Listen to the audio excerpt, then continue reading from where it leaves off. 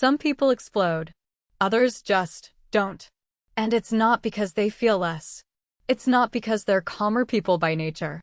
It's because somewhere along the way, they learned the difference between a reaction and a response. These are 12 truths about emotional maturity, the quiet kind, the kind that doesn't perform. Some of these might describe you on a good day. Some might describe you on a bad one. Either way, by the end, you'll know exactly which one you want to practice. 1. Reacting versus responding. A reaction is instant. It comes out before you've even decided what you feel, a slammed hand, a raised voice, words you can't take back 5 seconds later. It feels powerful in the moment. It rarely is. A response takes one breath longer. Just one. Emotionally mature people aren't calmer because nothing bothers them. They're calmer because they've built a half-second gap between the spark and the fire. That gap is the whole skill. It's not suppression. It's just a pause you can actually train. 2. Taking criticism personally versus separating it from your worth. When feedback lands and it feels like an attack on who you are, that's not thin skin. That's a mind that hasn't yet learned to hold two things at once. I did something wrong, and I am still okay. Immature reactions collapse those two into one. One mistake becomes proof of being a failure. Mature ones keep them apart. The critique gets examined, maybe kept, maybe set down, and the person underneath it stays standing either way. 3. Needing to be right versus being willing to be wrong. Some people can't lose an argument even when they've already lost it. Every new fact becomes a threat instead of information. It's exhausting for them and for everyone standing across from them. Emotional maturity looks almost boring by comparison. Someone hears a better point, nods, and updates. No ego bruised, no soapbox required. 4. Overreacting to small things versus matching your response to the moment.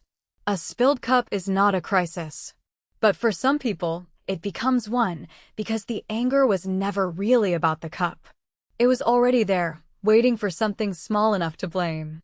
A mature response looks almost disappointingly simple. Notice what happened. Respond to the size of what actually happened. Move on. 5. The silent treatment versus saying the actual thing. Silence feels safer in the moment. No risk of saying it wrong, no risk of conflict. But every day it continues, it builds one more brick in a wall neither person asked for.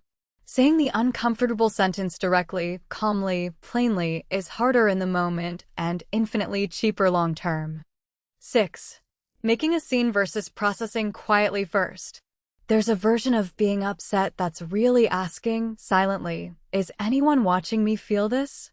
It's not fake, exactly, it's just aimed outward before it's been felt inward. Emotional maturity flips the order. Feel it first, alone or with one trusted person, before it becomes a performance for a room. 7. Blaming others for your mood versus owning it yourself. You ruined my day feels satisfying to say. It also hands your entire emotional state to someone else's actions, permanently. The storm cloud doesn't shrink when you point at who caused it, it just grows, because now it's someone else's job to fix and they never will. Owning it sounds smaller, I'm frustrated, and I'm going to sit with that. It's smaller because it's actually solvable. 8. Interrupting to defend yourself versus listening first. Cutting someone off mid-sentence usually isn't about hearing them faster, it's about not being able to sit with what they're saying long enough to feel it. Letting a sentence land completely, even an uncomfortable one, before responding, is a small act of respect that most arguments never get. 9. Escalating to win versus de-escalating to resolve. Every argument has a moment where someone can raise the volume or lower it. Raising it feels like control. It's actually just fuel. Someone lowering their voice first isn't losing, it's the only move that actually ends the argument instead of just winning a round of it. 10. Avoiding hard conversations versus walking straight into them. Every conversation you postpone doesn't disappear, it just waits behind a door, getting heavier for whenever you finally open it. Walking up, knocking, and having the conversation while it's still small is uncomfortable for exactly 10 minutes. Avoiding it is uncomfortable for months. 11. Holding a grudge versus letting it go. A grudge feels like protection, like carrying evidence in case you need it later. Really, it's a locked box you drag everywhere, getting heavier with every year you don't open it. Letting go isn't the same as saying it was fine. It's deciding you'd rather walk without the weight than keep proving a point to someone who's probably forgotten the argument already. And 12. Expecting people to read your mind versus saying what you need. Waiting silently for someone to just know is a quiet kind of resentment factory. They were never given the instructions, and now they're being judged for not following them. It feels vulnerable to just say the need out loud. It also works, almost every time, better than silent waiting ever has.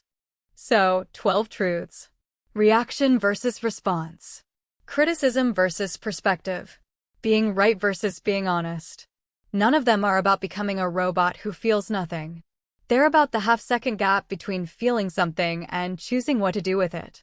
That gap is where emotional maturity actually lives, not in some far-off perfect version of yourself, but in one slightly slower breath, taken on purpose today. If even one of these hit close to home, that's not a flaw. That's just where you get to grow next. If this helped you see something in yourself, or in someone you know, subscribe, because there are more truths like this coming.